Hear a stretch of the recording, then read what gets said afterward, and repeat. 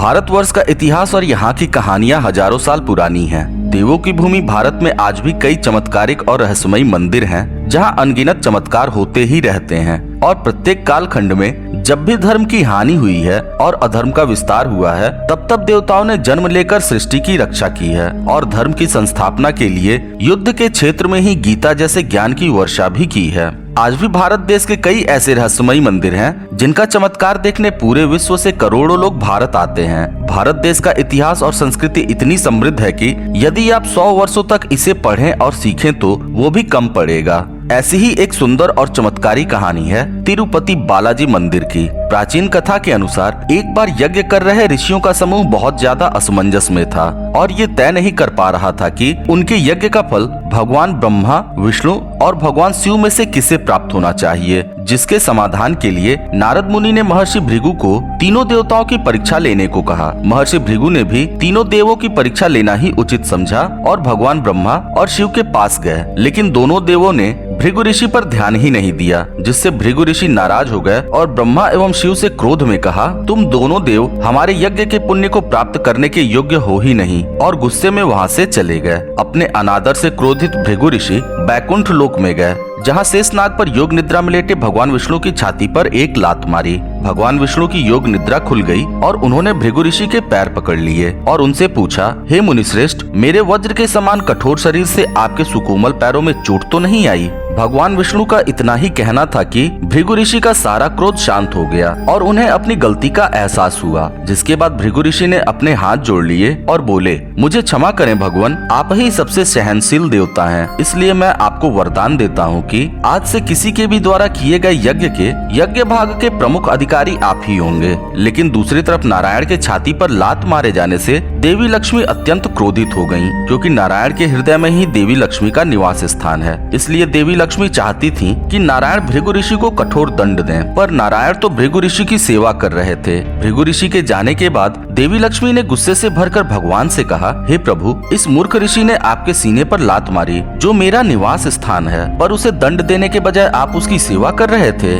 नारायण ने देवी लक्ष्मी को समझाया कि देवी, ये मेरी ही रची हुई माया है और इसी कारण सृष्टि का कल्याण होना है। पर गुस्से से भरी हुई लक्ष्मी जी ने भगवान की एक न सुनी और बैकुंठ लोक छोड़कर जाने लगी। और जाते समय उन्होंने कहा, हे प्रभु, जिस ब्राह्मण के कारण आज हम अलग हो रहे हैं, मैं उस समस्त ब्राह्मण जाति को भूलोक में परम दरिद्र हो जाने का श्राप देती हूँ। आज से समस्त ब्राह्मण जाति अपने विद्या को बेचकर ही धरती पर जीवन यापन करेंगे। ये श्राप देकर लक्ष्मी माँ भूलोक में कोल्हापुरम नाम के गांव में आके तपस्या में लीन हो गईं। लक्ष्मी माँ के बैकुंठ लोक को छोड़ते ही वहाँ दरिद्रा ने अपना बसेरा बना लिया, जिस वजह से बैकुंठ लोक के निवासियों में हाहाकार मच गया और वे सभी भगवान विष्णु के पास जाकर विनती करने लगे कि हे प्रभु, माता लक्ष्मी के बिना इस बैकुंठ धाम की कोई महिमा नहीं है, अतः किसी भी प्रकार से माता लक्ष्मी को वापस लाने का जतन कीजिए। सभी की ऐसी बात सुन के भगवान विष्णु भूलोक पर आके माता लक्ष्मी को ढूंढने लगे। माता लक्ष्मी के न मिलने से निराश होकर भगवान विष्णु स्वयं तिरुमला पर्वत के पास चींटियों के खोडहर में तपस्या में लीन होकर देवी लक्ष्मी को पुकारने लगे। तब पता चला कि माता लक्ष्मी ने पृथ्वी पर पद्मावती कन्या के रूप में जन्म लिया है। भगवान विष्णु को जैसे ही देवी लक्ष्मी के बारे में पता चला,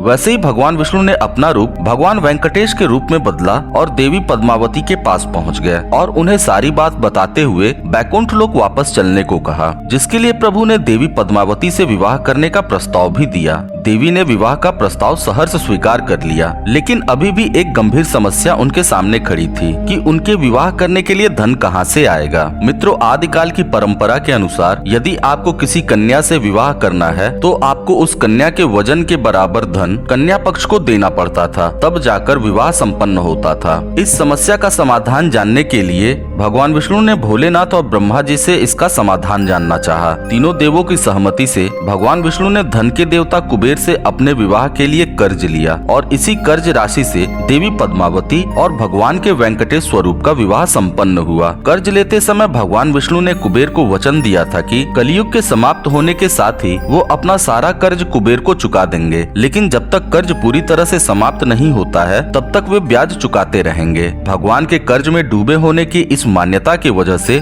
आज भी बड़ी संख्या में भक्त धन और दौलत मंदिर में भेंट करते हैं, ताकि भगवान कर्ज से मुक्त हो जाएं। भक्तों से मिले दान के बदौलत आज ये मंदिर 2 लाख करोड़ से ज्यादा की संपत्ति का मालिक बन चुका है। माना जाता है कि तिरुपति बालाजी के यहाँ जो भक्त दान देकर आता है, भगवान उसका 10 गुना उसे वापस करते हैं। भगवान द्वारा इस प्रकार दान लेना और फिर कई गुना करके वापस करना ही कुबेर से लिया गया धन और उस कर्ज का सूद चुकाने की प्रक्रिया माना जाता है। इसके अलावा यह भी मान्यता है कि मनोकामना पूर्ण होने पर भक्त अपने बाल भगवान तिरुपति बालाजी को दान कर देता है। तिरुपति बालाजी को वेंकटेश, श्रीनिवास और गोविंदा के नाम से जाना जाता है। भगवान तिरुपति की मूर्ति किसी के द्वारा नहीं बनाई गई है, बल्कि ये मूर्ति स्वयं से प्रकट हुई है। तिरुपति बालाजी के इस मंदिर का प्राचीन नाम त्रिवेंद्रगम था। इस मंदिर को आज भी 7 पहाड़ों वाले मंदिर के धाम के नाम से जाना जाता है। तिरुपति बालाजी की मूर्ति सजीव एवं जीवंत है, जिसका प्रत्यक्ष प्रमाण है मूर्ति से निकलने वाली पसीने की बूंदें, जिन्हें स्पष्ट रूप से देखा जा सकता है। पुजारियों के बार बार साफ करने के बाद भी भगवान की मूर्ति पे पसीने की बूंदें निकल ही आती हैं, जिस वजह से मंदिर के गर्भगृह का तापमान बहुत ही कम रखा जाता है। साथ ही साथ यदि प्रतिमा में कान लगा के सुना जाए तो मूर्ति के भीतर से समुद्र की लहरों की आवाज साफ सुनाई देती है। अब भगवान की मूर्ति से ये आवाज कहाँ से आती है, ये भी एक रहस्य है। वेंकटेश्वर बालाजी की मूर्ति को अर्धनारीश्वर भी कहा जाता है। अर्धनारीश्वर मतलब आधे पुरुष एवं आधे स्त्री, क्योंकि मंदिर में विराजित भगवान श्री वेंकटेश की मूर्ति को स्त्री एवं पुरुष दोनों के ही वस्त्र पहनाए जाते हैं। प्रतिदिन प्रभु को स्नान कराने के बाद प्रभु का श्रृंगार किया जाता है, जिसमें बालाजी को नीचे धोती और ऊपर साड़ी पहनाई जाती है। मान्यता के अनुसार माता लक्ष्मी और भगवान विष्णु ने एक होकर बालाजी के अपने इस स्वरूप को प्रकट किया था। मित्रों, कमेंट में जय बालाजी जरूर लिखें। मित्रों, बालाजी के सिर के बाल बिल्कुल असली और मुलायम हैं, जो आपस में कभी नहीं उलझते हैं। प्राचीन काल में एक बार भगवान वेंकटेश के विग्रह पर चींटियों का पहाड़ बन गया था। तब अक्सर वहाँ एक गाय आती थी और भगवान के विग्रह पर दूध देकर जाती थी। जब गाय के मालिक को इस बात की जानकारी हुई तो वो बहुत गुस्सा हुआ और उसने अपने पास पड़े हुए कुल्हाड़ी को गाय के ऊपर चला के प्रहार किया। लेकिन गाय की रक्षा के लिए भगवान स्वयं बीच में आ गए और उनके सिर पर चोट लग गई और उनके बाल गिर गए। तब बालाजी की माता ने अपने बाल काटकर बालाजी के सिर पर लगा दिए, जिससे खुश होकर बालाजी ने कहा, हे माता, बाल शरीर की सुंदरता को बढ़ाते हैं, लेकिन आपने मेरे लिए इनका त्याग कर दिया। मैं आपको वचन देता हूँ कि आज से जो भी मेरे लिए अपने बालों का त्याग करेगा, मैं उसकी हर इच्छा पूरी करूंगा। दोस्तों, भगवान वेंकटेश की आंखें भी ढकी हुई रहती हैं। मान्यता के अनुसार भगवान की आंखों से विकिरण प्रवाहित होता है, जिसका सामना करना साधारण इंसान के बस की बात नहीं है। और यही वजह है कि बृहस्पतिवार के अलावा बाकी अन्य दिन भगवान की आंखें ढकी रहती हैं। जब भगवान के माथे पर बना सफेद रंग का चिन्ह छोटा होता है, तब भक्त कुछ हद तक भगवान की आंखों का दर्शन कर पाते हैं। तिरुमाला तिरुपति देव स्थान यानी कि टीटीडी इस मंदिर की देखभाल करता है। टीटीडी के अनुसार मंदिर का 8,496 करोड़ का 11,329 किलो सोना आज भी बैंकों में जमा है एवं साल 2023 में मंदिर ट्रस्ट को